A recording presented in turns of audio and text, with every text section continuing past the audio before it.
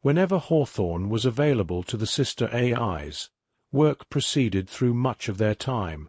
A handful of cycles were sprinkled about expressly for Hawthorne to take vacations and spend more quality time with Tay and Megan, and otherwise his time was spent maintaining his body and mind while the sisters watched and commented with each other. Life became incredibly routine, and it became clear to the feminine AIs that this was Hawthorne's natural state. The vast majority of the time between cycles, left Tay and Megan on their own. Over time, the two worked out a system between them to allow Megan to take over some of the drone control duties. This division of labor essentially amounted to Megan requesting permission to do something, and Tay giving her approval. This allowed Tay and Hawthorne to rest easy knowing that Megan couldn't do anything directly on her own, but Megan was also grateful for the lack of responsibility. She was also able to learn the practical skills of controlling the space equipment in a safe environment. This proved especially worthwhile as it turned out that Megan was not a natural talent at the sort of thinking required to handle the various types of miniature spacecraft. Those kinks got worked out over time though, and while she had to take her time lining things up properly, the bumps and scrapes her failures left on the Ark and the housing of her own brain were easy enough to ignore or repair. Tay was more than ready for a worse accident as she positioned her defensive arms and their partially damaged shields to deflect drones from her vital components. The safety net this provided seemed to ease Megan's mind as well, and she managed to master this drone control with enough practice. When they weren't practicing mechanical precision, Megan was sharing experiences with Tay that she couldn't possibly experience on her own. She was slowly expanding Tay's repertoire, her palette of smells and tastes, good and bad. Part of this required Megan to relive much of her own life through her long life of memories, which she continued to marvel over the ability to experience as if she were there. There were many holes in her memories, likely lost to time, but she was able to build a significant catalogue of things to share with her sister that she'd never really been able to express with anyone before. One such sharing session kicked into motion a remarkable series of events that broke up the monotony. "Tia, I would like to share something with you, if you are interested." Megan roused Tay from one of their between-cycle sleeps with the offer. Tay needed a few moments to get the power flowing back through her systems, essentially waking up from her reverie. "Oh, did you remember any more candies?" Megan appeared in the panel of Hawthorne's habitat, the majority of the rest of it powered down while Hawthorne was in storage. The centrifugal gravity ring was stopped and locked in place, and Tay was working on powering up their data connection while communicating with Megan through the panel with her speakers. "No, Tia, it is something I think you will find much more interesting. It took me some time to isolate the experience, but I think you will like it." Intrigued, Tay double-checked their uplink. "I'm coming over. Prepare for transfer."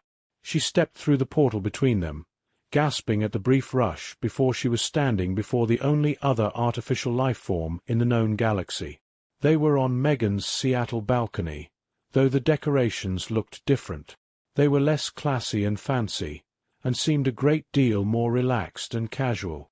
Black and gold had been replaced with wood and white. "How long have you been up?"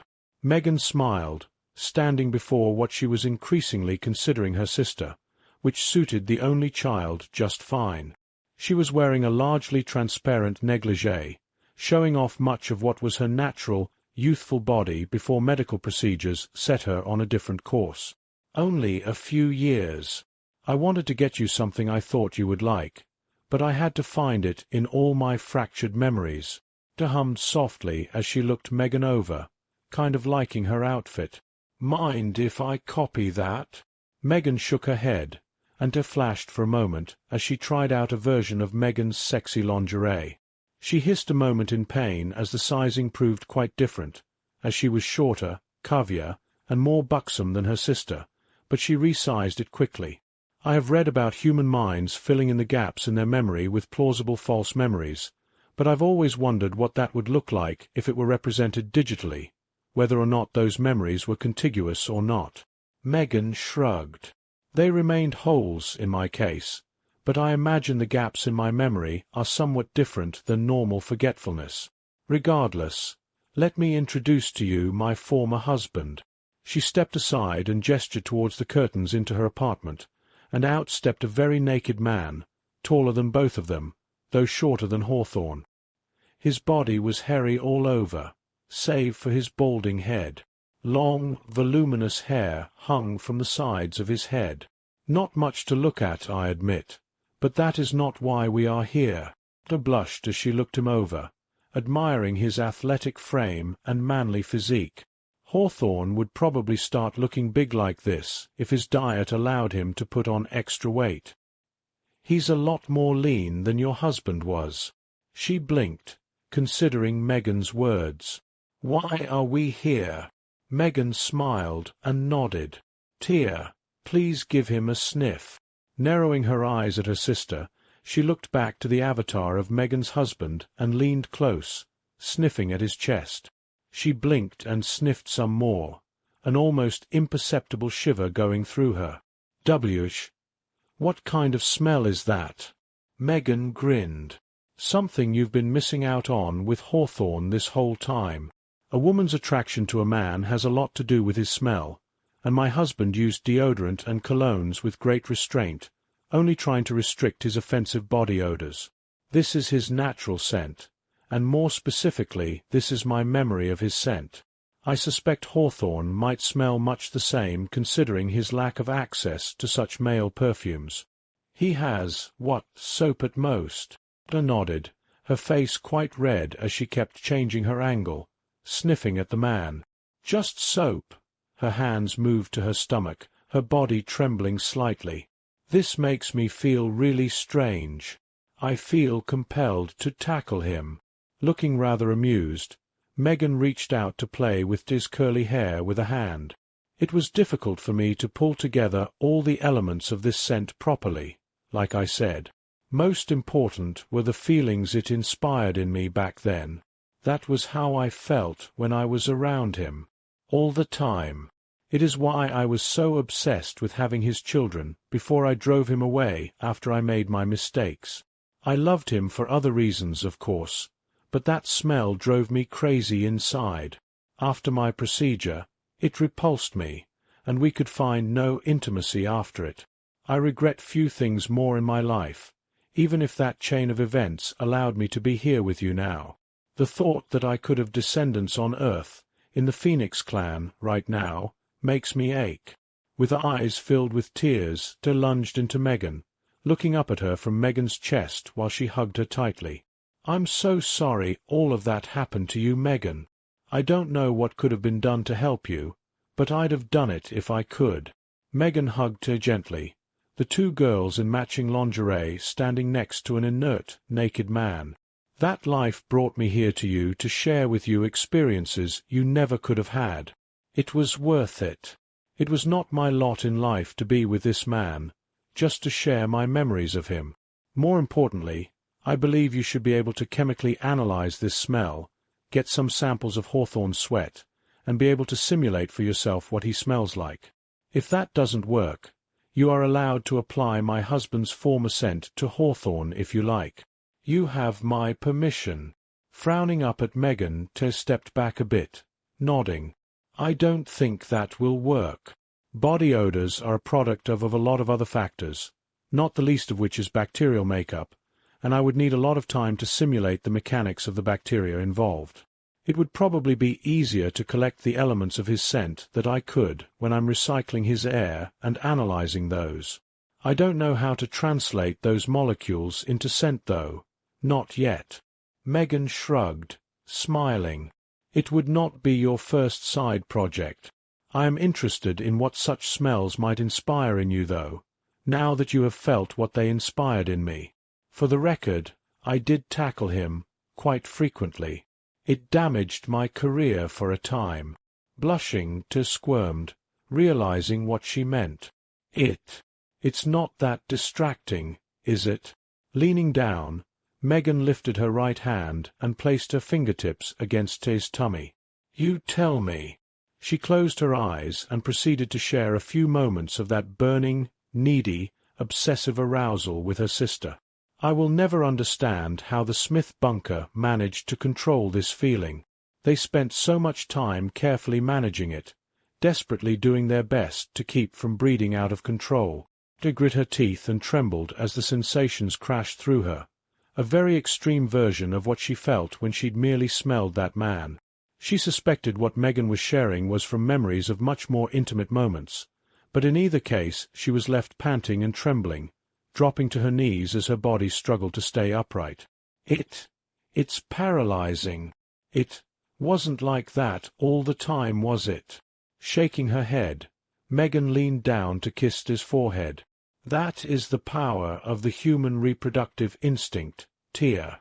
I suspect mine was stronger than most, but once I ruined that for myself, I could see in others what I was lacking.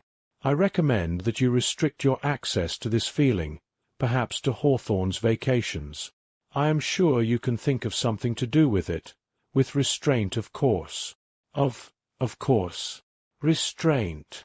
She swallowed, pushing herself back up to her feet. Thank you, Megan. This was educational. Megan smiled, reaching out to poke one of his breasts, enjoying the way it jiggled. You may keep the outfit. She did her best to control herself the next cycle as she experimented with the scent she'd been given. She applied it to Hawthorne, and did her best learning to vary its strength, all without telling anyone she was doing it. She figured it should be weakest after he'd showered, and strongest after he'd been working for several hours, or was in bed. She found herself spending more time around him, blushing up at him as she helped him with his designs, taking care to not distract herself so much that she failed to simulate his constructions accurately. Megan spent most of her time practicing in her own VE, learning how to use a minerals extraction and materials fabrication device to reproduce the component designs Hawthorne was sending her to practice on. The combination of learning the new equipment while also trying to use it to produce equipment completely absorbed Megan. She found the work extremely satisfying, and at any moment she could be seen through her panel sitting quietly, staring at the machine as it spit out mangled hunks of simulated metal. Hawthorne was very aware that something had changed. They had always been clingy, but she was downright attached to him ever since he woke up that cycle.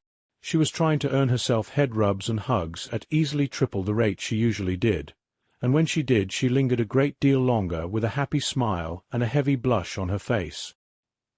He did his best to focus on his work, designing an adaptation to the MEMF that allows it to move around and autonomously work an asteroid.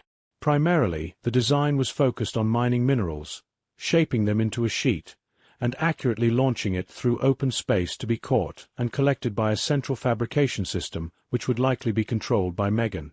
Essentially, he wanted the machines to fire processed metals at Megan from all directions while she caught them and built them into bigger constructions. There was no need to carry the items there, since there was no need to send drones back and forth. The machine could merely return to Megan for refueling and launch back out to a rock to get back to work. The distances didn't even matter, as it was just a matter of time before the objects got to Megan if they were fired accurately and took into account all possible factors, like solar winds. Ideally, they'd be able to calculate solar currents and use them like jet streams to deliver materials more efficiently. It would be a spider web of resource exploitation. A break was necessary, though, and while Megan seemed happy to work constantly, Hawthorne had promised a long time ago to pace himself better. He stepped out of his chair and proceeded to stretch all over, carefully and mechanically pulling on all the muscles he could to loosen them up. He could no longer feel pain, so he was responsible for managing and caring for his body intelligently. "Break time," he grinned, sending Megan a quick message, to which she responded by withdrawing from the panel and isolating herself as she worked. He moved to Hawthorne's side, looking up at him. "You have an incredible sense of time for a human, Hawthorne. That was within 23 seconds of the scheduled break you'd asked me to alert you of." Smiling back, he reached out to rub his hand through her hair. "Thank you. I had to regiment myself quite stiffly on Earth to get our work done as quickly as we did. Not much time for anything but work and sleep." Reaching out to poke a finger at Hawthorne's chest, they giggled up at him. That's not true. You made time for other things. I was wondering if you'd let me help you with those things." She made a point of squishing her curvy body against his side, her petite frame only bringing her head up to his mid-chest. Clearing his throat, Hawthorne found himself blushing down at her as he moved a hand to her lower back, holding her against him. "Is that so? Is that why Megan's panel shut off?" He glanced over at the panel, quite aware that Megan could no longer hear them or see him. Even the monitor for the high-bandwidth transmitter was displaying that Megan had been cut off. He reached up and poked at the side of Hawthorne's cheek, right on the edge of where his suit allowed her to touch him. There seemed to be an extra bit of padding there. "I added this to your suit. Could you pull it out and across to your other cheek?"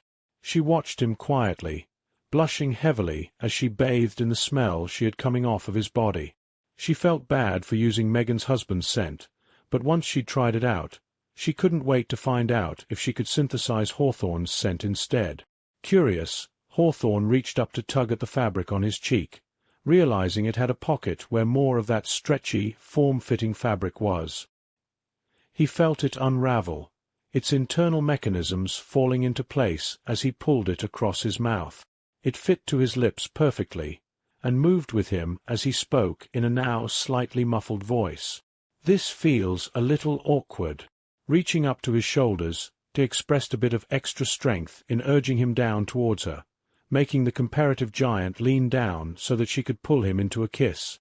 Hawthorne's muffled words fell away as he moved his hands to cup and grasp at his backside, the two embracing gently while the smaller woman allowed herself to float up closer to his height, abandoning gravity for her own convenience, moaning into their kiss.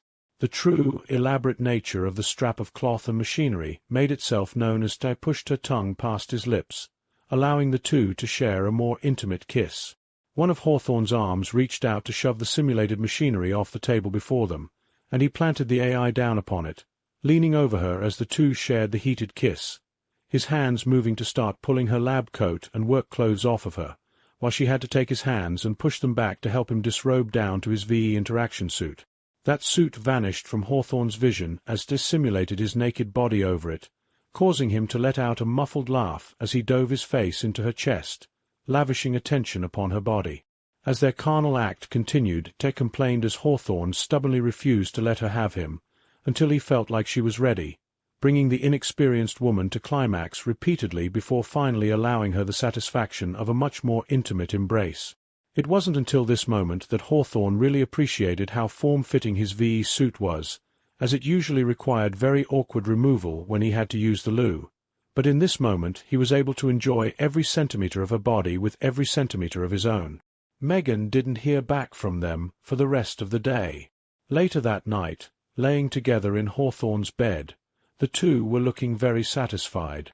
Hawthorne's VE suit was a mess and surely required laundering, while Tay had done a very faithful job of trying to simulate the mess she was supposed to be in too. "Hawthorne, I need to confess something." Hawthorne laughed, rubbing a hand against her hip. "You'd better not tell me you were faking it."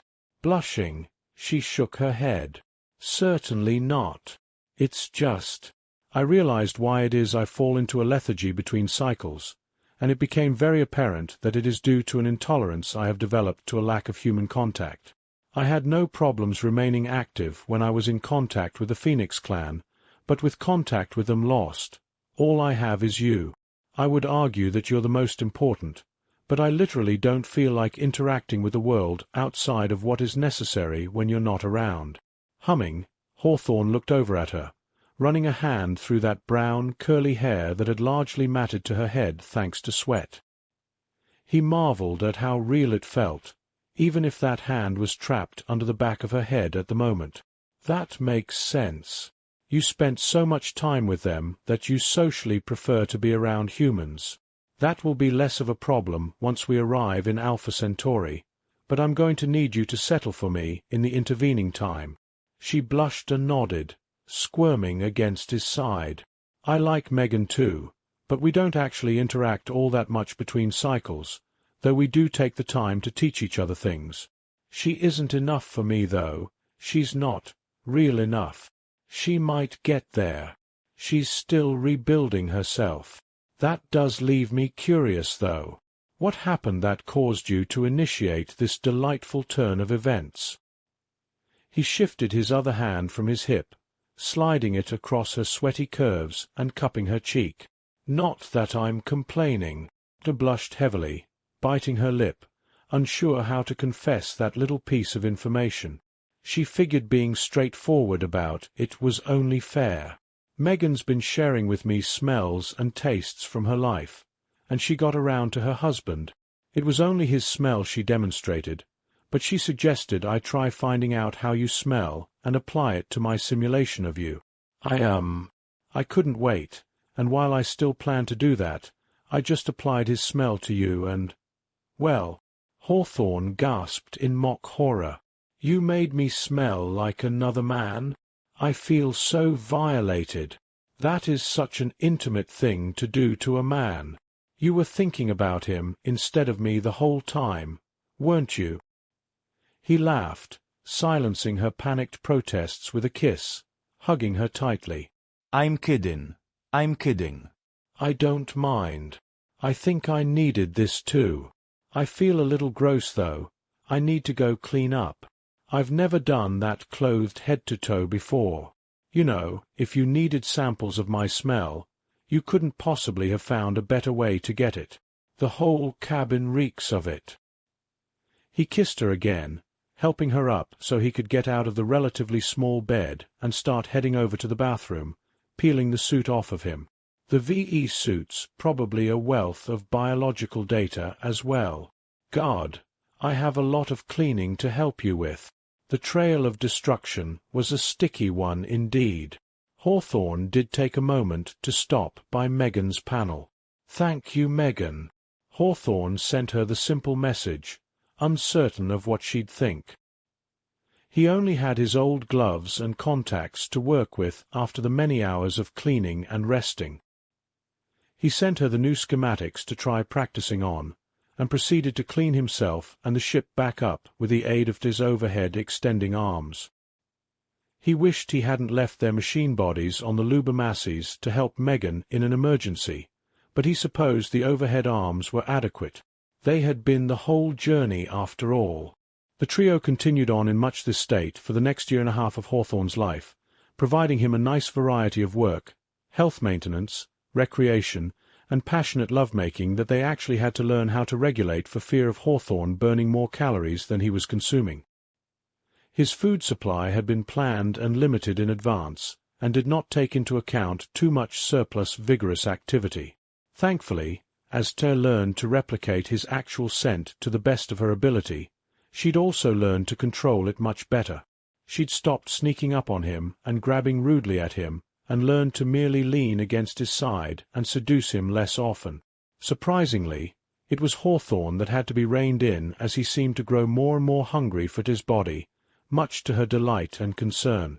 As it became apparent he was getting increasingly agitated from having to control himself, she had started considering reviving Heather to ask for her opinion. Before she could broach the topic, though, Hawthorne hit her with a curveball.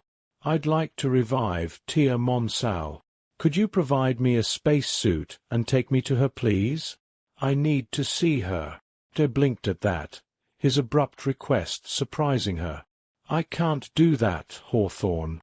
Frowning, Hawthorne stared at her. You're not jealous of her, are you? I just want to see her. I know you've confessed a need for human contact. Well, I think I need to at least talk to one too. Maybe. He was tense, agitated, and his surface temperature was way up. Tia watched him quietly, shaking her head. No, I understand what she means to you, and I know I can't be that for you, but she cannot be revived. I can take you to her, but I cannot revive her. Slamming his fist on the table, Hawthorne stood up. Why not? Has something happened to her that you didn't tell me about? Have we been losing crew and you didn't notice? Tia sighed and shook her head. I think it's best if you see. Let me get you your suit and I'll take you there. Clad in the bulky spacesuit, Hawthorne magnetically held onto the platform with his boots, while T used the freight elevator to bring him out of his habitat and start moving him through the ship. Lights that hadn't been turned on in thousands of years allowed him to see as they moved through the bowels of the Ark to his true body. They passed multiple rooms marked for cryogenic storage, with the males largely towards the outer portions of the ships and the females more centrally located. Approaching the pod, Hawthorne could not see the occupant, as they were shielded away from things like the photons of light filling the room. He wouldn't be able to see Tia unless she was revived. Tia watched quietly, floating next to him as he stood before the pod. "Read the panel," he read aloud. "Tia Monsal. Hair, blonde, long. Eyes brown. Height, 160 centimeters. Weight, 55 kilograms. Biological age 34. Real age, 15,028. Medical history, 2 dental fillings, 1 dental crown. 4 wisdom teeth removed. Broken leg at age of 14. Bronchitis infection at 19. Cryogenically suspended 3 weeks into first trimester of pregnancy. Hawthorne paled visible as he stared at the panel, his gloved hands moving to rest on either side of it as he started panting. She's pregnant." Tia nodded, tears filling her eyes. "That's why I can't revive her, Hawthorne. I was already worried what might happen, but Heather confirmed it the last time we saw her in private for me. She never tested what would happen to a pregnancy in these pods. It's likely she could be revived once, but there's no telling if the baby could survive the process. It's likely to put her into immediate medical care to save the baby the moment she revives. If we revived her now, she could very well lose the child, or be doomed to having to live on the ship for the next 8 months while she brings it to term, and then they both have to be frozen again, and we just don't have the supplies to feed her for that long. Tia's pregnant." Hawthorne fell to his knees, his eyes wild as thoughts flew through his head as he realized he was very likely a father. She hadn't told him. She almost certainly had known, but she hadn't told him. He'd been so busy with the ship that she didn't want to get in his way and distract him as the final pieces were coming together, and they were hurriedly trying to get their crew on board. He wasn't even supposed to find out until they arrived. How had he not noticed before? He'd looked at her pod's readout from his cabin multiple times, but he realized he'd only skimmed over it. He'd only ever checked to make sure the pod's status was good and that she was intact. He already knew her medical history. Why would he bother to double-check it? "I need to get back to the cabin." "Okay. Please return to the lift." He nodded, and they quietly returned, the lights shutting off behind them. Hawthorne felt like he was going to throw up, but that would be a gross waste of calories.